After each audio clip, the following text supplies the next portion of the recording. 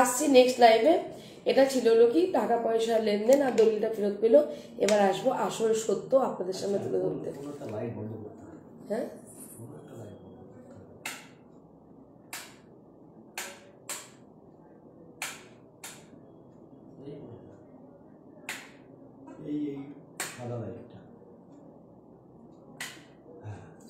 ঠিক আছে,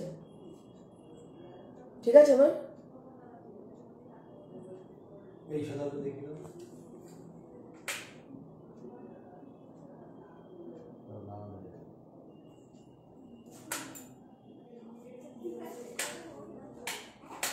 ঠিক আছে, ঠিক আছে।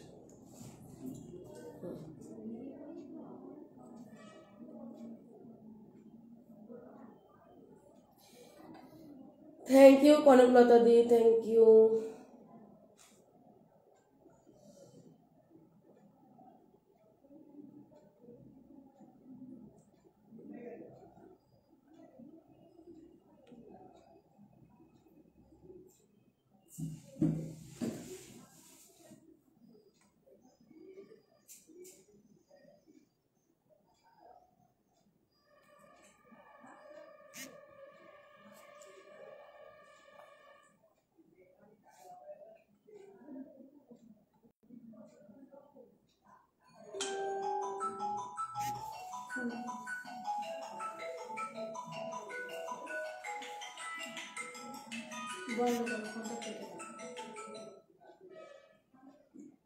কি হয়েছে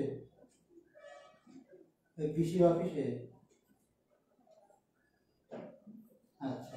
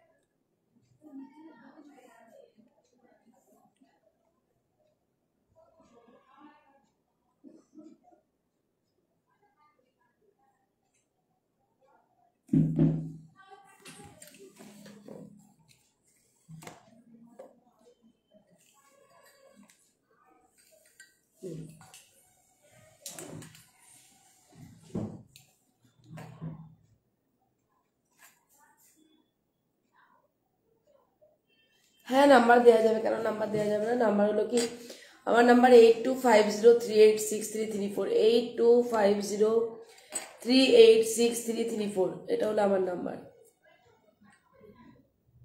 ঠিক আছে,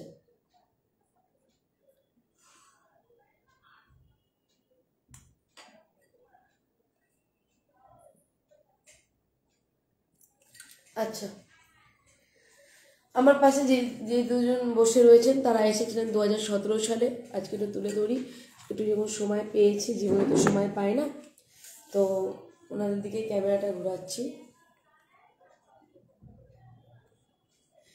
ওনারা এসেছিলেন 2017 সালে। কি জন্য এসেছিলেন আপনারাই বলুন। আমার একটা বছর ভিটে ছিল, সেটা আমি একজনের কাছে বন্ধক রাখি। কত সালে সেটাও বলবেন? 17 সালে। 2017 সালে। হুম। তো সে আমাকে একটা কত টাকা নিয়েছিলেন, কত টাকা মানে ইন্টারেস্ট ছিল সেটাও বলবেন। বলছি, সে আমাকে দিয়েছিল 1.5 লক্ষ টাকা, এবং ওই 1.5 লক্ষ টাকা যদি আমি শোধ করতে না পারি, এই জমির দলিলটা, সেই দলিল, এই দলিলটা তাকে রেজিস্ট্রি সমেত দিয়ে দিতে হবে। আর একবার বলুন কতটা। আমার পারিবারিক একটা সমস্যা ছিল, তা আমি এই দলিলটা বন্ধক রেখে 1.5 লক্ষ টাকা নিয়েছিলাম। তা উনি যে আমাকে 1.5 লক্ষ টাকা দিয়েছিলেন, আমার জমিটাকে যদি আমি টাকা শোধ করতে না পারি তখন আপনি জমিটা ওনাকে দিয়ে দিতে হবে, এবং প্রতি মাসে মাসে 100 টাকায় 7 টাকা সুদে প্রতি মাসে। তা উনি ভেবেছিলেন যে জীবনে কোনোদিন আমি বাড়ি ছাড়াতে পারবো না, আর সুদের টাকা তো দিতে পারবো না, আসল তো দূরের কথা। তো এই মতো অবস্থা আমার সঙ্গে অনেকদিন ঝামেলা হওয়ার পরে আমি এই দিদির কাছে আসি। কোন দিদি? শ্রী বাবলি মুখার্জি। এই দিদির কাছে আমি আসি, যে দিদি এই ব্যাপার, এই সংক্রান্ত, আমার এই সামান্য একটা 1.5 লাখ টাকার জন্য আমার বছর ভিতরে চলে যাবে সব। তারপরে এই কথাগুলো আমি গুছিয়ে বলি। তো এর মতো অবস্থায় দিদি ওনাদেরকে ডাক দেয়। ডাক দেওয়ার পরে দিদি সমস্যা মেটান, কি চুক্তি হলো অফিসে? এবং এই অফিসে বসে চুক্তি হয়েছিল মাসে মাসে আমরা কিছু কিছু করে দিয়ে শোধ করব, এবং সেটা শোধ করেছি। আজকে সেটা যেটা হলো সেটা হচ্ছে ফাইনাল। লাস্ট 11,000 টাকা পেত, সেই 11,000 টাকা আমরা পরিশোধ করলাম দিদির মাধ্যমে, এবং দিদিও দলিলটা আমাদের ফেরত দিলেন। দিদি না থাকলে আমরা কিছু করতে পারতাম না। আর দিদি না থাকলে পরে আমার মনে হয় আমি বাড়িটা পেতাম না। আমার দিদি জিন্দাবাদ। আরে না, আমার দিদি জিন্দাবাদ। আমি যত বিপদে পড়ি আমি ফোন নাম্বার নিয়ে আমি যোগাযোগটা করেছিলাম। আর আমার দিদি না থাকলে আমি সত্যিকারে আমি ভিটে ছাড়া হতাম। আজকে আমার দিদি ছিল, দিদি আমার খুব উপকার করেছে। আমি দিদির কথা বলি সব সময়, সবাইকেই বলি যে আমার বাবলি দিদি যদি না থাকতো আমি ভেসে যেতাম। আমার ছেলেও সবসময় বলে, আমার ছেলে খুব প্রশংসা করে আমার দিদি, যে আমার পিসি ছেলে আমরা উদ্ধার হতাম না, তা আমরা উদ্ধার হয়েছি। দিদি যেন সব জায়গায় দিদি যেন দিদিকে ভালো লাগে, ভালো আমরা চাই দিদি ভালো থাকে। আমরা দিদিকে সবসময় চাই। দিদি জিন্দাবাদ, বাবলিদি জিন্দাবাদ। একটু বেশি বেশি হয়ে গেল না কিন্তু, বেশি হয়নি। ঠিক আছে, একটু বেশি বেশি হয়ে গেল। দিদি আপনার যদি না থাকতো না আমি সত্যিই পারবো না। একদম সত্যি কথা। কিন্তু না, আপনার জন্য আমি রক্ষা পেয়েছি, আর আমি সবসময় আপনার কথা বলি। আমি অনেকজনকেও এরকম সাহায্য করতে চেয়েছিলাম, সেও মতো যাচ্ছিল, লাইনে কেটে আমি করছি না তুই চল আমি তোকে নিয়ে যাই, নিয়ে গিয়ে দিদির কাছে উদ্ধার করি। এখনো সে উদ্ধার হয়নি। উদ্ধার হয়নি, বলবে চলে আসবে। আমি বললাম কি বলছে কি, তাহলে তুমি নিয়ে চলো। আমি ঠিক আছে, আমারটা আগে উদ্ধার হয় তারপরে আমি তোর নিয়ে যাবো। কোনো অসুবিধা নেই, আছি। ওই লাইনে সত্যি বলা দিতে যাচ্ছিল, আমরা টেনে টেনে নিয়েছি না, তুই থাম, আমরা ঝামেলাটা মেটাই। সে কি হয়েছে, সেও আমি জায়গা থেকে এরকম টাকা নিয়েছে, সে সুদের পর সুদ, সুদের পর সুদ দিতেই থাকে। আর সে হলো লোন ছাড়ে, মানে একটা লোন শোধ হতে পারে না, সে আবার লোন দেয়। দিয়ে এমনকি এই তাকে এমন জায়গা নিয়ে গেছে, বিক্রি অব্দি করে দিয়েছিল, সে পালিয়ে চলে এসেছে। এসে এখন কলকাতায় কাজ করে এখন তাকে সুদে আসলে টাকা দিচ্ছে। ওনার প্রত্যেক দিন ওর 100 টাকায় 50 টাকা সুদ দিতে হয়। তাই বললাম দেখ তুই বলিস না, সেটা আমি দিদির কাছে তোকে নিয়ে যাব, তুই নিয়ে গিয়ে দিদির সঙ্গে কথা বল, তোর সুদ দিতে হবে না, তুই উদ্ধার হবি। কিন্তু সে এখন কলকাতা আছে, এবার আসলে আমি বলেছি আমি উদ্ধারে তোকে নিয়ে আসবো। অবশ্যই। এবার আমি কিছু বলতে চাইছি, এবার আমি যেটা বলতে চাইছি, যেটা মেন, যেটা আমি আপনাদের কাছে সামনে তুলে ধরবো, 2017 সালে 1.5 লক্ষ টাকা পারিবারিক সমস্যার জন্য তিনি পাশের বাড়ির থেকে বা প্রতিবেশীর কাছ থেকে সাহায্য নেন। সেখানে 1.5 লক্ষ টাকা যখন দেয় তখন তার বাড়ির এই যে দলিলটি, এটা সেখানে মর্গেজে লাগা হয়। কারণ তারা জানতেন যে এনাদের যা পরিস্থিতি, তারা কখনো এই টাকা পরিশোধ করতে পারবেন না, সেটা উনি দাদাও বলে দিয়েছেন। যদি পরিশোধ করতে না পারে তাহলে যে এই জমি, যে এখানে দলিলে যেটা লেখা আছে, জমির দলিলে লেখা আছে 4.5 লাখ টাকা এই জমিটার মূল্য, তাহলে 1.5 লাখ টাকা মাইনাস যাবে, তার ব্যালেন্স টাকাটা তাদেরকে দিয়ে তিনি জমিটা নিয়ে নেবেন। এটা হয়েছিল একটা স্ট্যাম্প পেপারে চুক্তিপত্র। 10 টাকা বা 50 টাকা স্ট্যাম্প পেপারে চুক্তিপত্র হয়েছিল।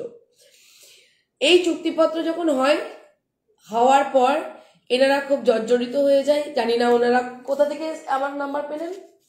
ওই যে সেই নবদ্বীপে একটা কি হয়েছিল না, স্টেডিয়ামের মাঠের ওই সাইডটায় একটা মেয়ে সেই সেই পেটে কোটা জল নিয়েছে জমে রে, ডাক্তার সেই বলেছিল না উকিলের বাড়ি।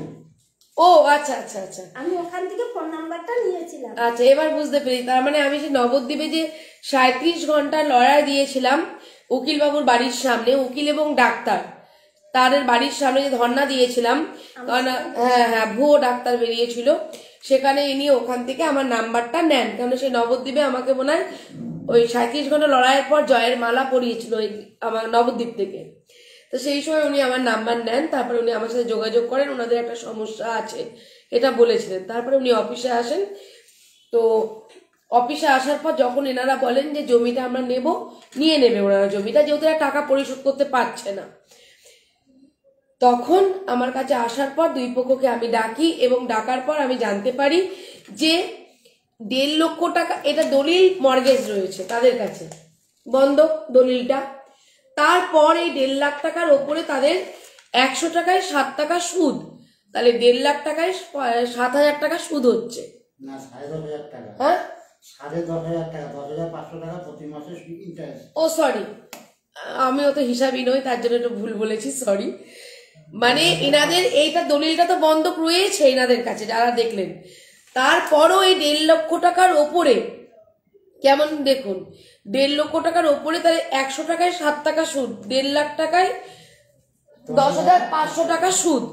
এবার প্রতি মাসে তাহলে ওনারা 10,500 টাকা সুদ দেবেন না ওনারা দলিল ছাড়াবেন, কি করবেন? তার মধ্যে ওনারা কিছু করেন না। মানে অ্যাকচুয়ালি ছেলেটা তখন ছোট ছিল, পড়াশোনা করতো, পড়াশোনাটা বন্ধ হয়ে মানে ভাতের কাজ কিছু করতো। দাদা আপনি কি করতেন জানো? আমি একটা ছোটখাটো কাজ করি, ওই রিং ফিতে কাটি। রিং ফিতে কাটে। আপনি সাইকেলে সেলাই মেশিনে কাজ করে। তো তখন এই সবকিছু জানার পর ওনারা যখন এখানে এসে পড়েন, দুই পক্ষকে আমি একটা কথাই বলি, দেখুন সুদ দেওয়া যাবে না, কারণ সুদ দিলে এরা জীবনেও এই টাকাটা শোধ করতে পারবে না। কারণ তার আগে ওরা 14,000 টাকা দিয়েছিল, 1.5 লক্ষ টাকার মধ্যে 14,000 টাকা দিয়েছিল। এই 14,000 টাকা দেওয়ার পর থেকে মানে 10,500 তার মধ্যে কিছু আসল দিয়েছিল, তারপর থেকে এনারা আর পাচ্ছিলেন না। তারপরে পড়ে গেল ধরুন লকডাউন। তো এই মতো পরিস্থিতিতে আমার কাছে আসার পর জানি দুই পক্ষই আমার কথা শুনেছেন, তার জন্য দুজনকেই ধন্যবাদ। যে আমি ওখানে বলি, দেখুন আমি কে, আমি তো কেউ না, আমি তারা তো চুক্তি করেই তো সুদটা নিচ্ছেন। হ্যাঁ সুদের টাকাটা লেখা ছিল না, সুদের টাকার যে সুদটা যেটা ওটা এক্সট্রা, আর এই যে এগ্রিমেন্টটা হয়েছিল যে জমিটা নিয়ে নেবে সেটা কিন্তু আলাদা, আইনগতভাবে ওটা হয়েছিল। আর এই সুদটা কিন্তু আলাদাভাবে, এটা মৌখিকভাবে হয়েছিল। তাহলে 10,500 টাকা করে একজন সাইকেলের ফিতে কাটে আর একজন হলো কি সেলাই মেশিনে কাজ করে।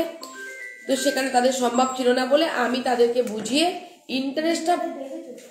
ইন্টারেস্টটা না দেওয়ার জন্য অনুরোধ করি যে এরা দিতে পারবে না। হ্যালো, কে বলছেন? হ্যাঁ কোথা থেকে বলছেন? হ্যাঁ কোনো বিষয়ে কথা বলবেন দাদা?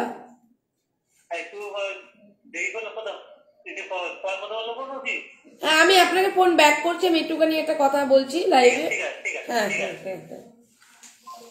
তো তখন ওনারা রাজি হন না, তখন আমি বললাম রাজি না হলে তাহলে আমি অন্যরকম পদক্ষেপ নেব।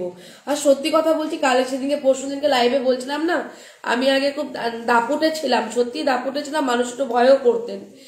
তো সেই জন্য তারা রাজি হন এবং তারা তখন ইন্টারেস্টটা নেবেন না, কারণ আমি তখন তাদেরকে বলি যে আপনারা এইটা হলো সেই চুক্তিপত্র, আপনাদেরকে পরে দেখাচ্ছি, ঠিক আছে? আমার কাছেও দিয়ে গেছেন, এই চুক্তিপত্রটা আপনাদেরকে দেখাবো। এই চুক্তিপত্র অনুযায়ী আমি সবকিছু দেখে দেখলাম এরাও জমিটা পাবে না আর ওদেরও লাভ হবে। তখন ইন্টারেস্টটা বাদ দিলাম, 10,500 টাকা করে বাদ দিয়ে দিলাম।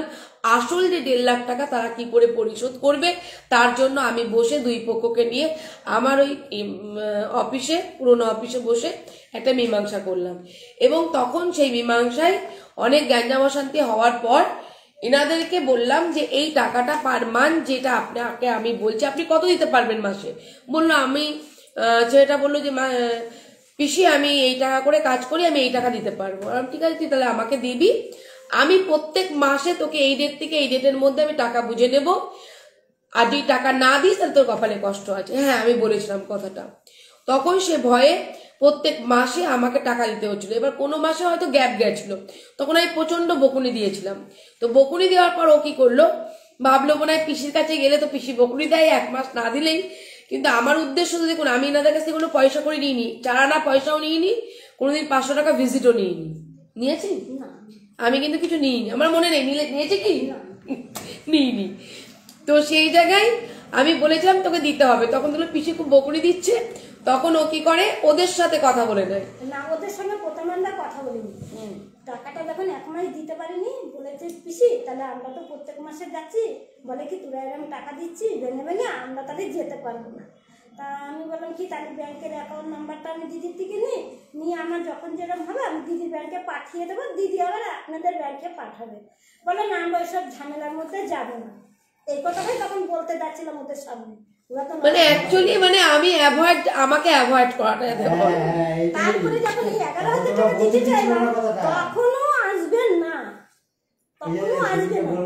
লাস্ট ফিনিশিং কি বললো, আমাদের টোটো ভাড়া দিতে হবে, তাও এর স্বীকার হলো, ছেলেও স্বীকার হলো। এখানে কিন্তু টাকার কোনো উল্লেখ নেই। এইখানে টাকা এই যে 50,000 দিয়েছে এটা উকিলের মাধ্যমে, তাই তো? হ্যাঁ আমাকে, আমি যে টাকা দিয়েছি 1 টাকাও লেখিনি।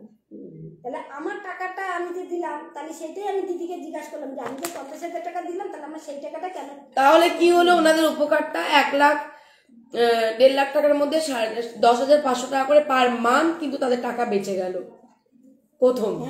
খালি আমার মৌখিক কথাতে 10,500 টাকা করে বেঁচে গেল। ওনারা টুকটুক করে দেখুন পরিশোধ করলেন। হ্যাঁ 17 সাল থেকে 2024 সালে এসে ওনাদের দলিল ওনারা ফিরে পেলেন। তাহলে ওনাদের যে ভিটে মাটিটা বেঁচে গেল। মাঝখান থেকে আমি একটু আপনাদের ভালোবাসা কুড়িয়ে নিলাম, এখন আর একটু বড়দের আদর কুড়িয়ে নিলাম, ঠিক আছে। আর ছোটদের তো অপরন্ত ভালোবাসা পাই, মাঝখান থেকে এইটুকু পেলাম। এটাও আমার কপালে ছিল না, খালি ওই যে 4,500 5,000 টাকার যে হেরফের হচ্ছিল এই দুজনের মধ্যে, ঠিক আছে। ওনারাও আসবেন না, এরাও যোগাযোগ করতো না তারপর থেকে। ভাই ওর 4,500 টাকা দিল না, ওই যে আমাদের 11,000 টাকা দিয়ে দাও, এখান থেকে এখানে দিয়ে দেবো। না ওরা বলছিল যে আমাদের 15,000 টাকা পায়। না ওরা বলছে 11,000 টাকা পায়। এই যে খাতাটা এই যে বউটা দেখলো, ও বললো 11,000 টাকাই পায়, কিন্তু উনি যে ওইখানে টাকাটা লেখেনি, ওই খাতা যে উনার আছে আমরা সেটা জানি না।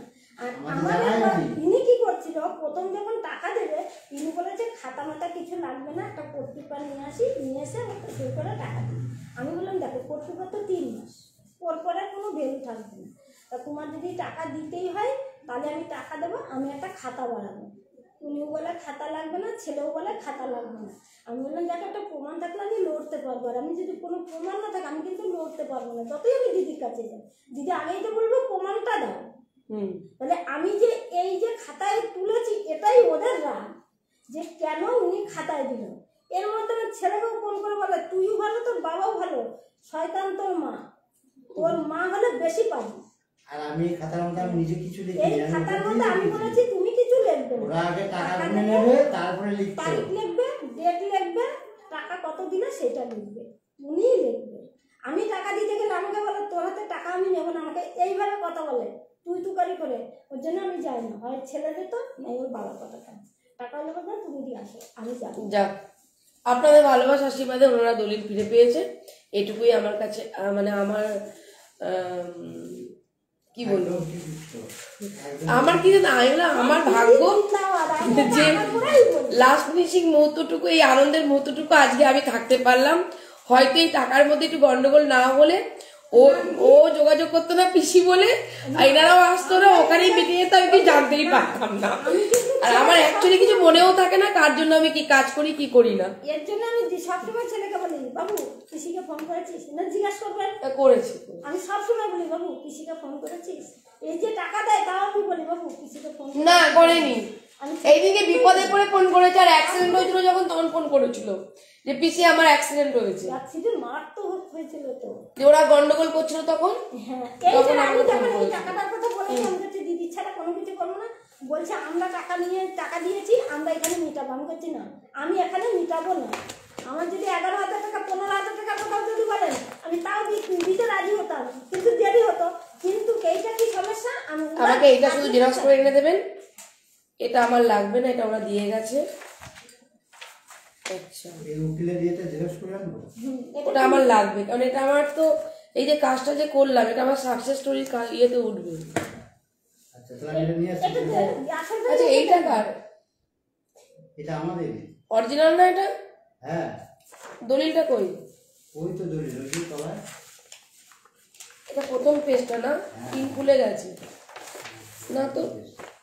ও না না, ওরা এর থেকে এটা জেরক্স করে রেখেছে। হ্যাঁ এটাই আমরা চেয়েছিলাম যে এটা থেকে আমাদের একটা জেরক্স দেন, এটা বলেছে যে বুঝতে পেরেছি। এটা তোমাদের অরিজিনাল দলিল? হ্যাঁ এটা দিদি ভাই এটা আপনাদের কাছে যে তোমার লাগবে না আর কিছু? না না আমাদের লাগবে। তো হয়েই গেল সব আমার এখন। থাক এইসব সব দলিল পত্র সব এখন আমার। কত কাটার মালিক হলাম আমি? বাবা 1 টাকার না, কত কাটা জমির মালিক হলাম? আমাদের জমিটা লিখিত আছে তোমার 1 কাঠা 300 টাকার মতন, কিন্তু জমিটা আছে প্রায় 15 টাকা। খাতা কাটলে তো থাকবে। আর খাতা নিয়ে কি করবেন? খাতা তো আমারই অ্যাসেট, এটা অরিজিনাল খাতা। পুলিশ দেখতে চায় না কি কাজ করি, দেখাবো তখন। আচ্ছা আচ্ছা ঠিক আছে, আর আপদ বিপদে পাশে থাকবে, আর কিছু চাই না। একদম তাহলেই আসবো। এটা সেই চুক্তি করতে। এই দিয়েছে ওরা আমাকে, ওটা তো আমার কাছেও দিয়েছিল তখন। আসুন, কোনো অসুবিধা নেই। তাহলে আসছি। হ্যাঁ অবশ্যই অবশ্যই যাবো। আমার দিদি ভাই জিন্দাবাদ। আচ্ছা আচ্ছা, দিদিভাই জিন্দাবাদ।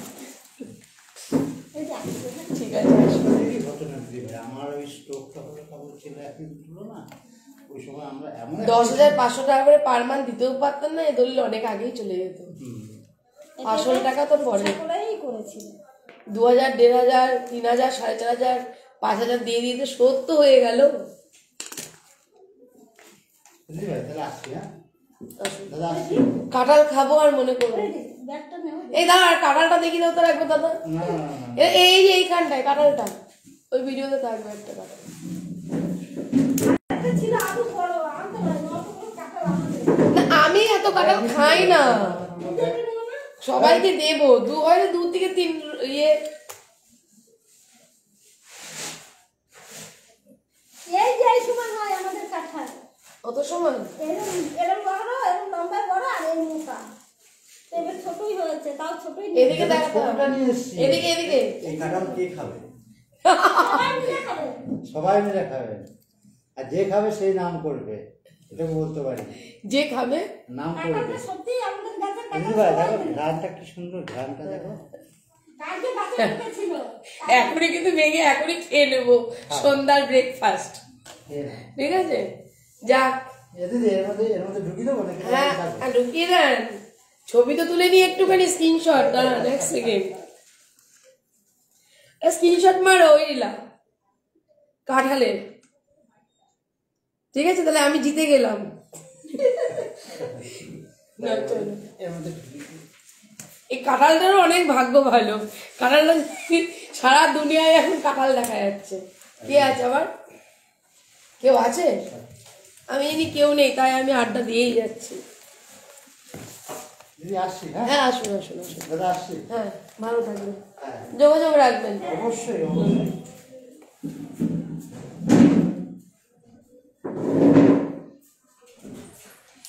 চিত্রাবাদ, বাবলিদি জিন্দাবাদ, জনতা জিন্দাবাদ। দিদি আমি ভীষণ লাইক করি। কাকে? কাঁঠাল খেয়ে যেও।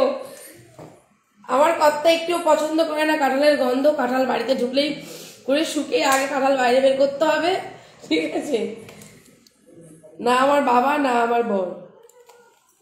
ছেলে একটু খেতে ভালোবাসে, আমি ও অ্যাকচুয়ালি ফল টল খেতে ভালোবাসে না, আমার মতো হয়েছে। আর আমি হয়তো 2-3টে খাবো আর হয়তো সবাইকে দিয়ে দেবো। যখন ভাঙবো কাঁঠালটা তখন তোমাদেরকে দিয়ে খাবো, ঠিক আছে?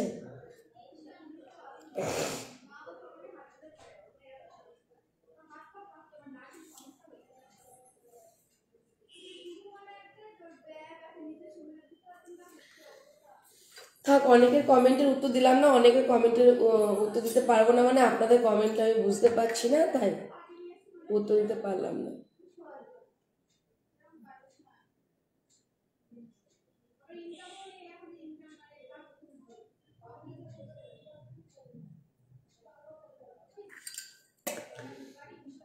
আছি গো দিদিভাই, থ্যাংক ইউ দিদি। তোমার শাড়িটা খুব সুন্দর,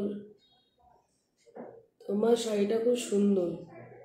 কোথা থেকে কিনেছো এটা? সিঁদুর দান।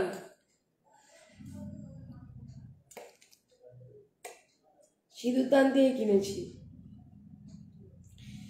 হ্যাঁ পায়েল পাঠাবো। কারা দেখি কোথা থেকে এসছে? মামে বলতে দেখছি। আধার কার্ড না আনলে হবে না, অ্যালাউ নেই। থানা আবার তখন আবার রেজিস্টার খাতা চাইবে, আইডি প্রুফ চাইবে, তখন আমি কোথা থেকে দেবো? ছিঁড়েই গেল আমার এটা।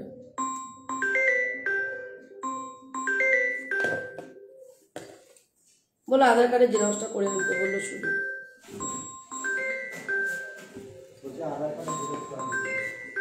বোন আধার কার্ডের জেরক্সটা একটু আনো, আইডি প্রুফ ছাড়া অ্যালাউ নেই বোন। কারণ আমার এখন পেপারস পত্র আমি ওকে না রাখলে হবে না। কে কোথা দিয়ে কে ফাঁসাবে তার নেই ঠিক।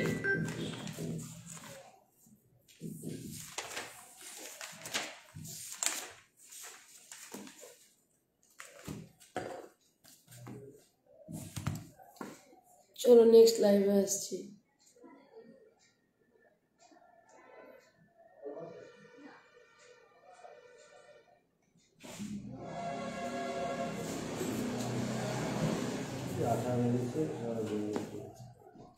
সবার কমেন্ট রুম্পা দেখা যায় না, একটাও কমেন্ট ঠিক করে পড়তে পারি না গো। এত তো মানুষ রয়েছে, কজন আর কমেন্ট পড়তে পারি আমি নিজেই জানি না। সবাই আপন, কমেন্ট পড়লেই যে তোমরা আপন হবে, আর কমেন্ট না পড়লেই যে তোমরা পর হয়ে যাবে এর কোনো মানে নেই। আর আমি লাইভে এলেই যে ভালোবাসা পাবো, লাইভে না এলেই যে ভালোবাসা পাবো না, এর কোনো মানে নেই, ঠিক আছে? আমি লাইভে থাকলেও ভালোবাসা পাবো, মনের মণিকোঠায় থাকবো, আর তোমরা কমেন্ট না করলেও মনের মণিকোঠাতেই থাকবে। এই নয় যে কমেন্ট করতেই হবে, এটাও কোনো বাধ্যবাধকতা নেই। আর আমাকে ভালোবাসতে হবে এইটুকু শুধু বাধ্যবাধকতা আছে। যদি আমি ভালোবাসার মতো কাজ করি তবে ভালোবাসবে, আর ঘৃণা করার মতো কাজ করলে ঘৃণা করবে, কোনো অসুবিধা নেই। এবার কোথা থেকে এলো আধার কার্ডটা? আধার কার্ড না,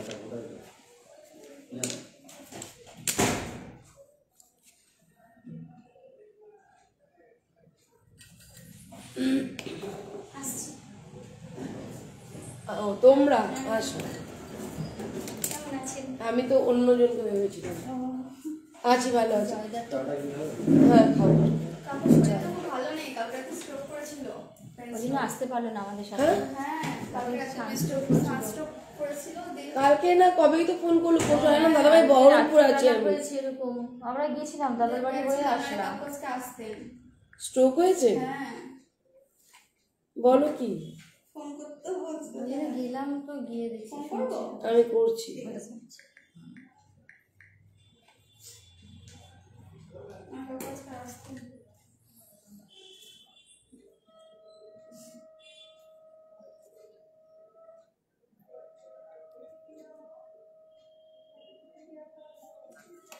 মামনি দাদা উত্তর দিচ্ছি তোমায়। দাদা ভাই কি ব্যাপার, তোমার নাকি শুনলাম স্ট্রোক হয়ে গেছে? কালকে রাত্রে আমি তো নিজেই জানি, হাত ঠান্ডা হয়ে গেছে দেখো দিদি ভাই বলতে শুনে। আমি নিজেই জানি, আমি এইটুকু খালি জানি যে শীত চাঁদ হয়েছিল, উঠে দাঁড়াতে গিয়ে তারপর পড়ে গেছি, ওই পর্যন্ত। তারপরে কখন কি হয়েছে সেই জানি। তুমি যদি এত কৃপণতা করো তাহলে তুমি যদি ট্রিটমেন্ট না করো তাহলে কি করে হবে? আরে ট্রিটমেন্টের মধ্যে কি করার আছে গো? ট্রিটমেন্ট কি করবো, কি করতে ডাক্তারের কাছে যাবো বলো তো? তুমিও যেমন আমিও তেমন, কিন্তু তুমিও যেমন আমিও তেমন, কিন্তু তুমি তো আমার থেকে একটু বয়সে বড়, তাই তোমার ট্রিটমেন্টটা দরকার। চিন্তার বিষয় না। আরে বাবা কে জানে, কিন্তু আমরা এখন আমি দেখি মোটামুটি সুস্থ আছি। কালকে কি হয়েছে শোনো, আমার ভুল একটা হয়ে গেছে, ডালের মধ্যে কাসুন্দি দিয়ে খেয়েছিলাম, ওই জন্য আমার গ্যাসটা বন্ধ করেছে, বুঝলে তো? ও, আর কিছু না, এখন কোথায়? গ্যাসের জন্য এরকম হয়েছে জানো? এখন কোথায়? হ্যাঁ এখন এই যে বেরিয়েছি গো, ইয়ে একটা অর্ডার আছে, ওই অর্ডারটা নিতে এসেছি বিয়ের কার্ডে। ও, আর বলছি তুমি এখন সুস্থ আছো? হ্যাঁ এখন সুস্থ মানে তো এখন অল্প ভালো আছে, কিন্তু ওই শরীরটা টলবাটাল করছে আর কি। ও, ওনারা এসেছেন? হ্যাঁ জানি আমি, ওরা এসেছে বলছিল। হ্যাঁ, তা এখন দেখো কি করা যায়, যত তাড়াতাড়ি বেচারাইয়া যত তাড়াতাড়ি করছো। আমার দাদা এখন এই কয়েক সপ্তাহ এত কাজ নিয়ে বসে আছি, কিছু পেন্ডিং কাজ আছে, তাতে মানুষের সাথে আমার ঝামেলা চলছে এখন। মানে আমি সময় দিতে পারছি না মানুষকে, মানে ক্লায়েন্টদের সাথে ঝগড়া চলছে অ্যাকচুয়ালি আমার। না শোনো না, এখন তো সময় করে ওদের জিনিসপত্রগুলো বার করতে বাড়ির দরকার নেই, বাড়ির হয়ে যায় জিনিসপত্র বাড়ি করে তো খেতে পারবে। ওর নামে গ্যাস ফ্যাস এসবগুলো আছে, সেখানে ইন্ডাকশানে রুটি করতে পারছে না, ভাত করে কোনো রকম খাচ্ছে, কোনোদিন এখানে ওখানে কোনোদিন হচ্ছে। ওইটাই আমাকে এসিটা বিক্রি করতে পারলে লোনটা শোধ করতে পারবো। এসির বিলটা আছে, সব আছে। নিয়ে এসেছেন? তাহলে ঠিক আছে, এই পেপারস পত্র বুঝে নিচ্ছি, আমি দেখছি। কথা বলতে পারে। হ্যাঁ হ্যাঁ হ্যাঁ, হ্যাঁ, ঠিক আছে, আর ওই বাকি নেক্সট লাইভে আসছি।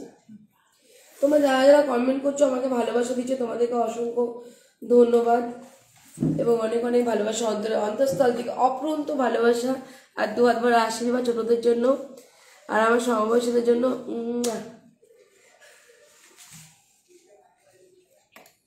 পূর্ণিমা মজুমদার, আই লাভ ইউ দিদি, দিদি ভাই, thank you, I love you too বোন।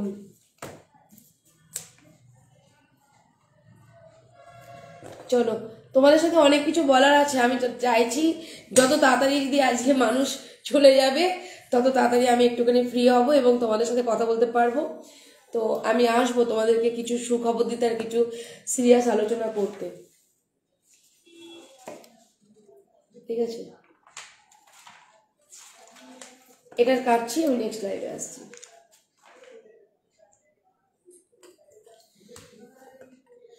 রেশমি, তোমাকে অনেক অনেক ভালোবাসা, তোমাকে অনেক অনেক ভালোবাসা রেশমি।